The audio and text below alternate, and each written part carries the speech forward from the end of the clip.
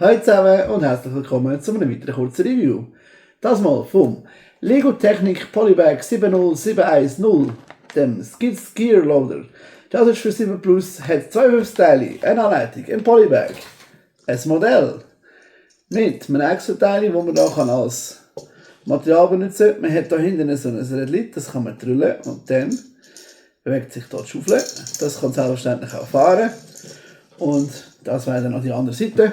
Von hinten, von vorne, von oben, von unten. Die Schaufel kann man natürlich auch bewegen. Geht jetzt gut ab, Vorzeigeeffekt. So, die Schaufel kann man natürlich auch bewegen. Genau, das wär's schon. Ich hoffe, euch hat das kurze Review gefallen. Wenn ja, bitte Daumen nach oben, kommentieren, teile das mit deinen Kollegen, teile das mit deinen Kollegen und Freunden und Familie. Schaut doch das nächste Video und wir sehen uns hoffentlich bald wieder. Ciao zusammen!